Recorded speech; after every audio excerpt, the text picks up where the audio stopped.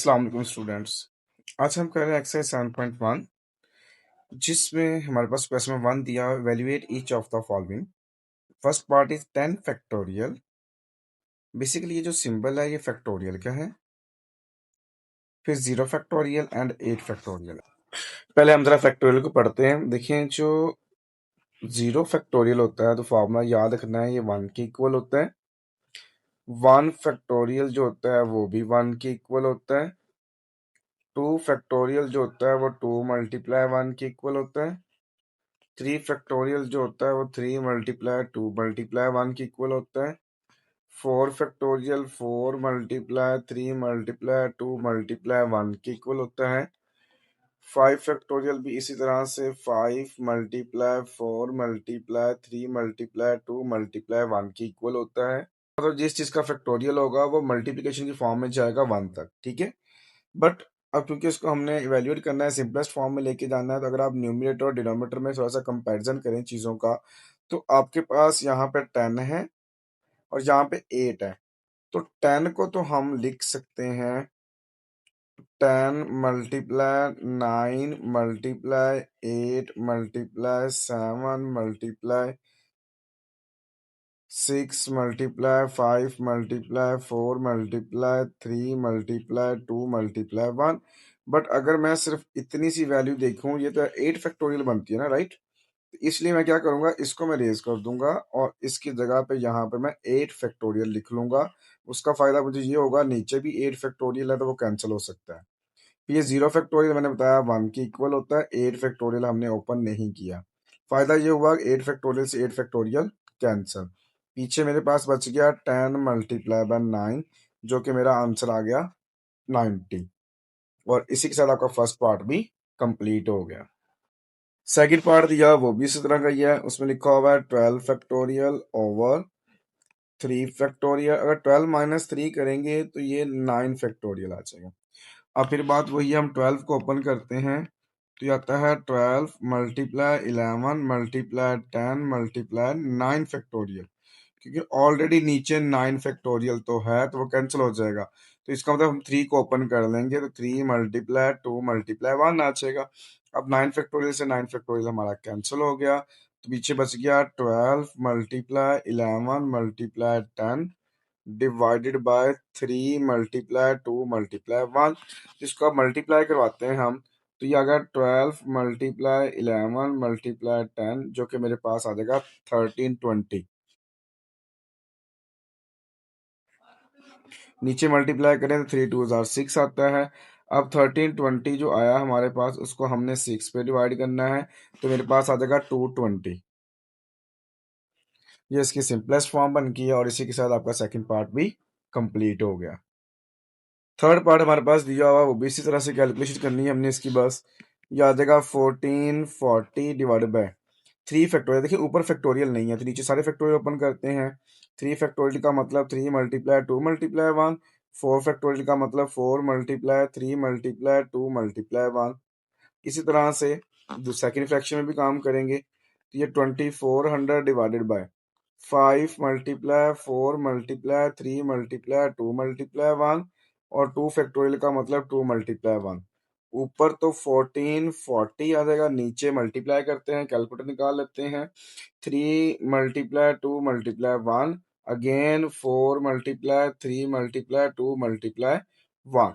आप डायरेक्ट भी कर सकते हैं विदाउट कैलकुलेटर अगर आपको आता है तो ये 144 आ रहा है मेरे पास, प्लस ये आता है 2400 डिवाइडेड बाय। अब नीचे देखें तो 5 मल्टीप्लाई 4 मल्टीप्लाई 3 मल्टीप्लाई 2 मल्टीप्लाई 1, फिर मल्टीप्लाई 2 मल्टीप्लाई 1 अगेन, ये आ गया 240। ठीक होगी बात यहाँ तक। अब मैं आपको एक चीज और सिखाता हूँ। यहाँ पे कैलकुलेटर पे देखें तो आप डायरेक्ट फैक्टोरियल ओपन कर सकते हैं। और जो डायरेक्ट फैक्टोरियल ओपन होता है बेसिकली, आप देखिए हमने निकाला था 3 फैक्टोरियल मल्टीप्लाई 4 फैक्टोरियल करना है ना हमने, तो ये 3 लिखा, फिर ये शिफ्ट के साथ ये जो सेटअप के नीचे लिखा हुआ है ये आ गया मल्टीप्लाई 4 फैक्टोरियल, अगेन शिफ्ट के साथ यूज करेंगे, तो ये आपको देखिए 144 आ गया डायरेक्ट। ठीक होगी बात।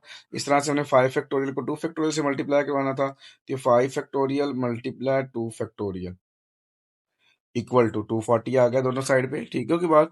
अब 1,140 डिवाइड बाय 144 करेंगे तो 10 आ जाएगा।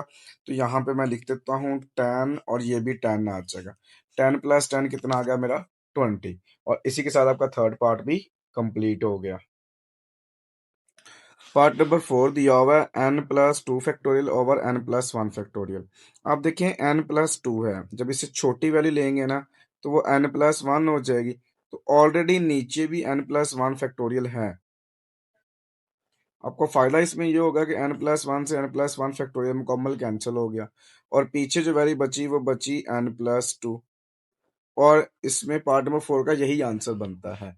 और इसी के साथ आप क्वेश्चन नंबर 1 भी कंप्लीट हो गया। क्वेश्चन नंबर 2 दिया हुआ, right each of the following in the factorial form. अब देखिए इस क्वेश्चन में फैक्टोरियल नहीं है तो हमने फैक्टोरियल की फॉर्म में इसको लेकर आना है। अब वो कैसे आ सकता है देखें जरा इसमें।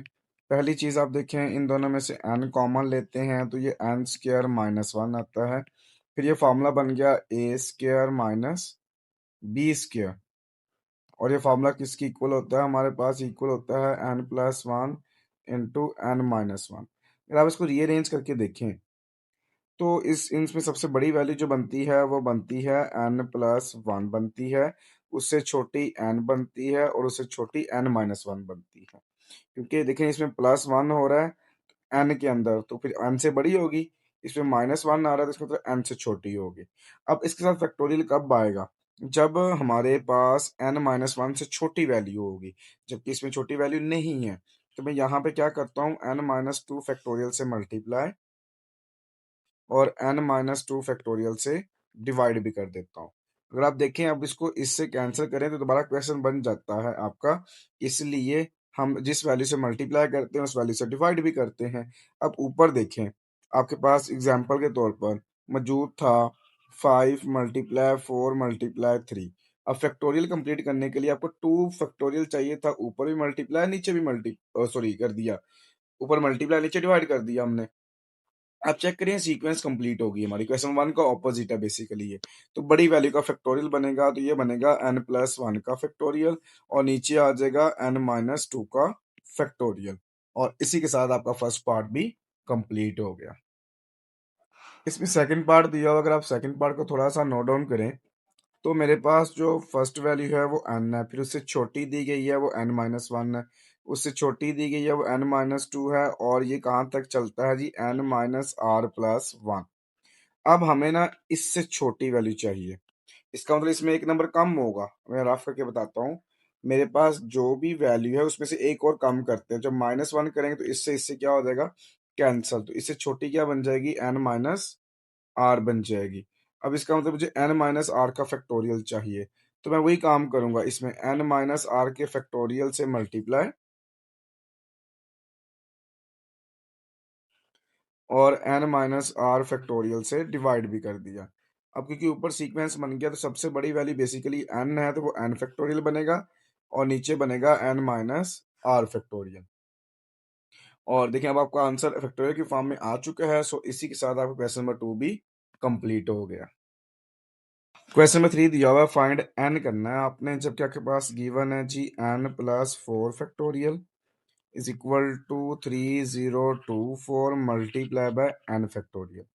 अब n+4 की अगर बात करें तो इसको हम n+4 से छोटा लिखें तो वो n+3 बनता है, उससे छोटा लेके जाएं तो n+2 बनता है, उससे छोटा लेके जाएं n+1 बनता है और उससे छोटा लेके जाएं तो n बनता है। फैक्टोरियल रहेगा 3024 आ जाएगा और ये भी n फैक्टोरियल। तो बेसिकली ये वाला जो राइट साइड वाला n फैक्टोरियल है, जब वो लेफ्ट साइड पे जाएगा तो वो डिवाइड हो जाएगा, ठीक हो की बात। तो वो n फैक्टोरियल से n फैक्टोरियल कैंसिल हो जाएगा, तो डायरेक्टली मैं यहाँ पे n फैक्टोरियल से n फैक्टोरियल कैंसिल कर रहा हूँ आपका। अब पीछे देखिए क्या बनना है, बचा जी n+4, फिर बन गया जी n+3, n+2, n+1। इस साइड पे देखें तो 3024 बनता है।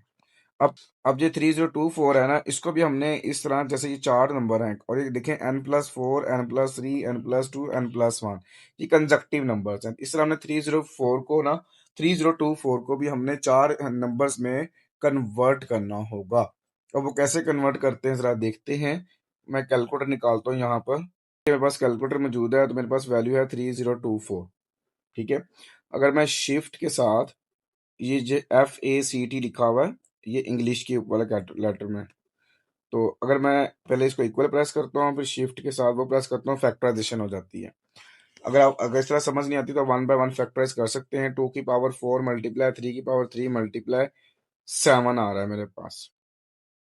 आप इस तरह भी कर सकते हैं, एक लाइन लगाएं और 3024 को डिवाइड करना शुरू कर दें। जबकि मेरा आया था 2 की पावर 4 मल्टीप्लाई 3 की पावर 3 मल्टीप्लाई 7, यही नंबर्स आएंगे। मतलब 4 टाइम 2 आ जाएगा, 3 टाइम 3 आ जाएगा, 1 टाइम 7 आ जाएगा। अगर मैं इसमें से 2 की पावर 3 अलग ले लूँ, 2 ले लूँ, फिर 3 की पावर 2 अलग कर लूँ, 3 ले लूँ और 7 ले लूँ, फायदा क्या होगा देखें। 2 की पावर 3 लेता हूँ तो 8 आता है, 2 और 3 लेते हैं 6 आता है, और 3 की पावर 2 लेते हैं तो 9 आता है और 7 आता है। तो अगर मैं इसको रेंज करके लिख लूँ, n+4 into n+3 into n+2 into n+1 is equal to, सबसे बड़ी वैल्यू आ रही है 9 × 8 × 7 × 6।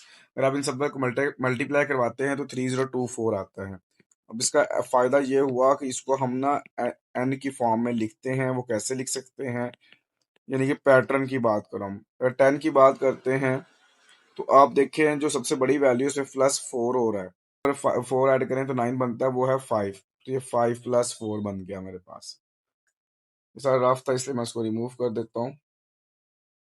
आगे देखें, अब अगली वैल्यू के अंदर A3 ऐड हो रहा है, मतलब 8 कब आएगा, जब 5 में 3 ऐड होगा। इस तरह फिर 2 ऐड हो रहा है तो 5 में 2 ऐड करते हैं, फिर ये 1 ऐड हो रहा है तो 5 में 1 ऐड करते हैं। बन की वैल्यूज वही। जब आप इसको कंपेयर करते हैं तो यहाँ से आपको अंदाजा होगा जो n की वैल्यू बनेगी वो 5 बनेगी। और इसी के साथ आपका क्वेश्चन नंबर 3 भी कंप्लीट हो गया। नंबर 4 दिया हमारे पास कि 1/7 factorial 1/8 factorial is equal to x/9 factorial. अच्छा, अगर मैं ऐसा करूं, इसको लिख लेता हूं 1/7 फैक्टोरियल, 8 की जगह पे हम लिख लेते हैं 8 मल्टीप्लाई 7 फैक्टोरियल, और x/9 फैक्टोरियल मेरे पास मौजूद है। अगर मैं लेफ्ट साइड पे देखूं तो 1/7 फैक्टोरियल दोनों में कॉमन है, तो यहाँ 1 बच जाएगा और यहाँ 1/8 आ जाएगा और is equal to x/9 factorial आ जाएगा। तो इसमें मजीद देखें तो ब्रैकेट के अंदर एलसीएम लेते हैं, 8 एलसीएम आ जाएगा, इसका डिनोमिनेटर 1 है, तो ये 8+1 is equal to x/9 factorial. ये आपके पास आ जाएगा 1/7 इंटू 9/8, ये सॉरी इसका फैक्टोरियल भी था, और x/9 फैक्टोरियल है। अगर मजीद मल्टीप्लाई करें तो ये 1 को जब 9 से करेंगे तो 9 आ जाएगा, तो ये 8 multiply 7 factorial is equal to x/9 factorial. अगर आप इसकी बात करते हैं तो इसको आप 8 फैक्टोरियल लिख सकते हैं। अगर 9 की बात करते हैं तो इसको 9 मल्टीप्लाई 8 फैक्टोरियल कर लेते हैं। तो आप अगर एक चीज़ नोट करें कि मेरे पास ये जो वैल्यूज़ हैं ये दोनों x के साथ यहाँ पर डिवाइड हो रही हैं, तो लेफ्ट साइड पे आएंगी तो ये 9/8 factorial multiply by 9 multiply by 8 factorial is equal to x हो जाएगा। फ़ायदा ये हुआ कि 8 फैक्टोरियल से 8 फैक्टोरियल कैंसिल, तो 9 9 ज़ार कितना आ गया मेरे पास 81, और हमने इस क्वेश्चन में x की वैल्यू फाइंड करनी थी और वो फाइंड हो गई। सो इसी के साथ आपका क्वेश्चन नंबर 4 भी कंप्लीट हो गया। क्वेश्चन नंबर 5 दिया हुआ है, कहता है कि आपने प्रूव करना है लेफ्ट हैंड साइड जो है वो इज इक्वल टू है राइट हैंड साइड के। तो इसमें लेफ्ट हैंड साइड में कंसीडर करता हूँ जो कि मेरे पास है जी 2n+1 factorial over n factorial. अगर आप देखें तो 2n+1 का मतलब यह 2n+1 के बाद छोटी वैल्यू आएगी जो कि 2n होगी, एक वैल्यू कम होती है ना, फिर 2n-1 हो जाएगी, फिर 2n-2 हो जाएगी, एंड सो ऑन। ये कम होती होती होती बहुत वैल्यूज तक चली जाएगी, क्योंकि मुझे according to right hand side ये नंबर्स रिक्वायर्ड हैं। तो मैं इसके मुताबिक 6 लिख सकता हूँ, 5 फिर 4 फिर 3 फिर 2 और ये 1, यहाँ तक नंबर चले जाएंगे। और इन सब का जो डिवाइजर है वो ऑलरेडी गिवन है, वो है हमारे पास n फैक्टोरियल। ये n फैक्टोरियल किसी जगह पे नहीं जाएगा। ऐसा करता हूँ, इसको मैं 1/n फैक्टोरियल लिख लेता हूँ ताकि ज़रा आसान हो, फ्रैक्शन लगानी मुश्किल होती है। अब यहाँ पर मैं ना इसको थोड़ा सा सेपरेट करता हूँ, और वो ये सेपरेट करता हूँ कि इसमें से देखिए अगर आप कि 2n है, ये इवन होता है, जब प्लस वन करेंगे तो ऑड आएगा। 2n इवन है, 2n के अंदर अगर एक वैल्यू कम भी करेंगे फिर भी ये ऑड आएगा, लेकिन जब टू कम या ज्यादा करेंगे तो वो इवन आएगा। तो 6 हमारे पास इवन है, 5 ऑड है, 4 इवन है, 6 3 ऑड है, 2 इवन है, 1 ऑड है। इसका मतलब हमारे पास दो तरह के नंबर्स आ रहे हैं, एक इवन आ रहा है और एक हमारे पास आ रहा है ऑड आ रहा है। तो मैं क्या करता हूँ, separate odd and even numbers. वो कैसे होंगे, पहले मैं ऐसा करता हूँ जी, ऑड लिख लेता हूँ। ऑड कौन कौन से थे, 2n+1, 2n-1, और इसी तरह से अगर 100 लेता जाऊं तो 5 3 1 आ जाएंगे। इसको मैंने अलग कर लिया, फिर मल्टीप्लाई लगा देता हूँ। चले, अब इवन इवन कौन से हैं जी, 2n है, फिर 2n-2 है, इसी तरह से ये 100 चलता जाएगा, 6 4 2, और ये ब्रैकेट क्लोज। ये मैंने बेसिकली क्या किया, इसको सेपरेट कर लिया इवन और ऑड को। अगर आप देखें तो ये जो नंबर्स आ गए हैं ये ऑड आ गए मेरे पास, और ये जो नंबर्स आ गए हैं ये मेरे पास आ गए इवन आ गए मेरे पास। ठीक होगी बात। अगर आप सिर्फ इतना सा देखें कि ये जो मैं अभी येलो शेड कर रहा हूँ, ये चीज़ अगर आप सिर्फ इतनी सी नोट करके देख लें तो ये तो हमने ऑड नंबर सेपरेट कर लिए, बस इसको रीअरेंज करने की ज़रूरत है। तो ये 1/n इंटू, इसको लिख सकते हैं 1 × 3 × 5 उससे छोटा बड़ा नंबर 2n-1, और लास्ट वन इज 2n+1। ये मेरे पास तो फाइंड हो गया। अब सिर्फ रह गया इसका मसला, 2 की पावर n का और n फैक्टोरियल रिमूव करना है। अगर आप एक चीज देखें, ये इवन नंबर्स हैं, इवन नंबर्स में इसका मतलब टू टू सबके साथ आता है। जैसे मैं यहाँ पे समझाता हूँ, मल्टीप्लाई 2 × n है, इसमें से भी 2 कॉमन ले लें तो n-1 है।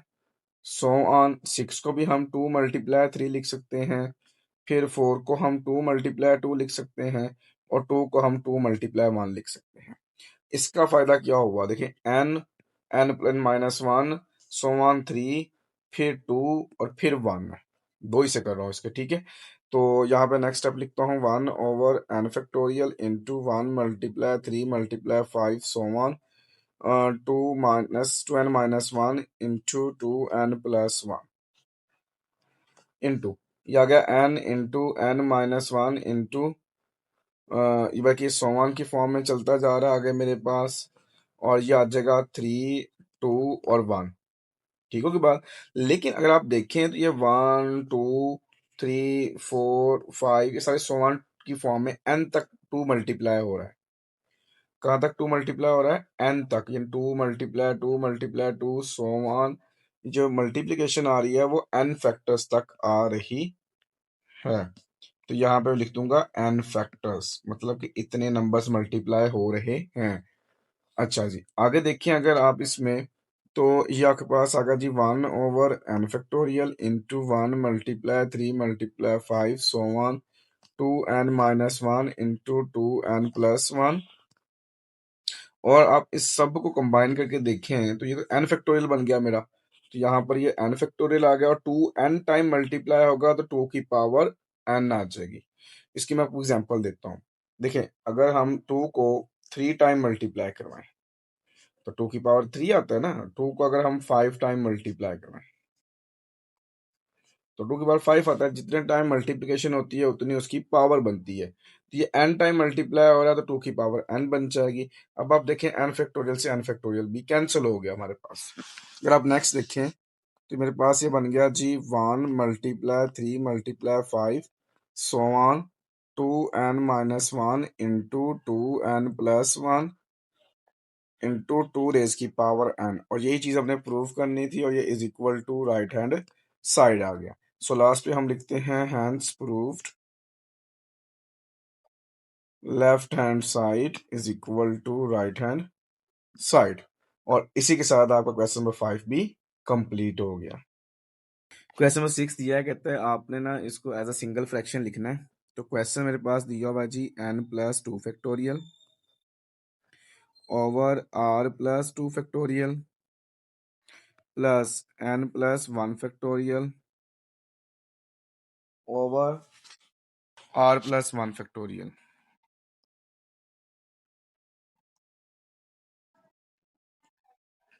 अगर आप देखें तो ये n प्लस टू को अच्छे से आपको ये बताया है कि इसको हम n प्लस वन के फैक्टोरियल भी लिख सकते हैं। इस तरह नीचे जो r प्लस टू है उसको हम r प्लस वन की फैक्टोरियल फॉर्म में लिख सकते हैं। फिर ये n plus one factorial over r plus one factorial.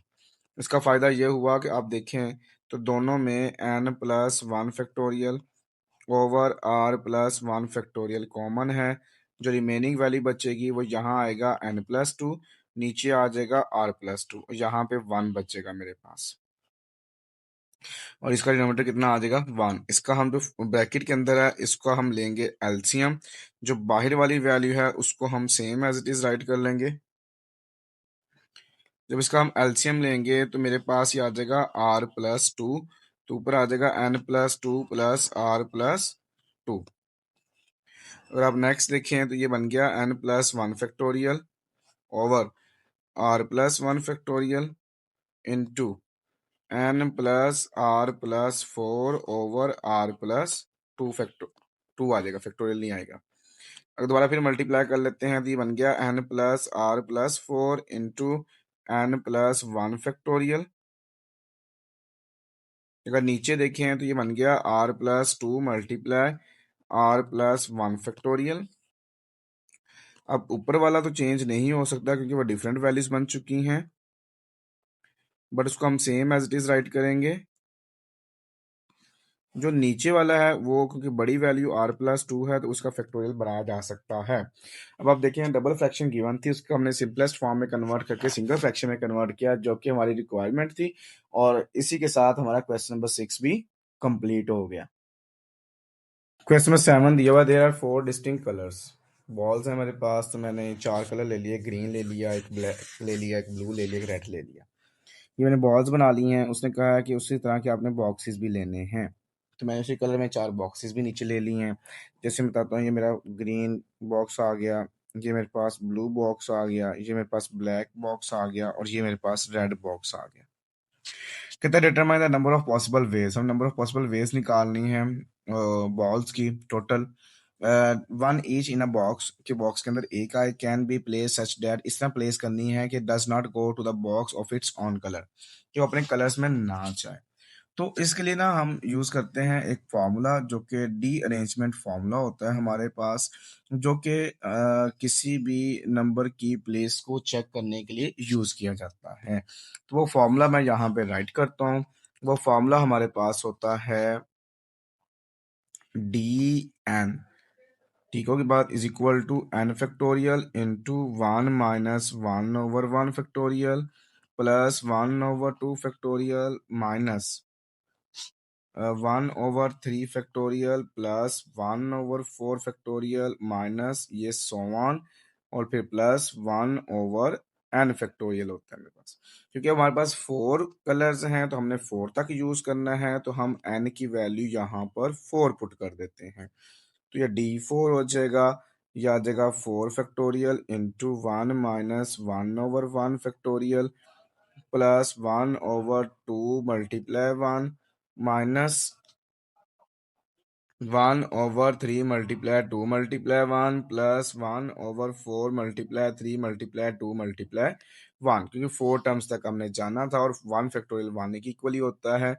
तो four factorial four multiply three multiply two multiply one into one minus one plus one over two minus one over six plus one over 24 आता है। इसमें देखें तो plus one minus one cancel, तो बाहर multiply करवाएं तो ये 24 आ गया, अंदर one over two minus one over six plus one over 24। तो ये 24 वन बाय टू से मल्टीप्लाई करवा दिया तो ये वन बाय टू आ जाएगा, फिर 24 को वन बाय सिक्स से मल्टीप्लाई करवा दिया, फिर 24 को वन बाय 24 से मल्टीप्लाई करवा दिया। 24 से 24 कैंसल, सिक्स फोर जार 24, टू 12 जार 24, तो मेरे पास आ जाएगा 12 माइनस फोर प्लस वन। इसको सॉल्व करेंगे तो ये मेरे पास आ जाएगा 9। इसका मतलब नंबर ऑफ पॉसिबिलिटीज हमारे पास 9 बन गई। सो इसी के साथ आपका क्वेश्चन नंबर 7 भी कंप्लीट होगा और साथ ही आपकी एक्सरसाइज 7.1 भी कंप्लीट हो गई।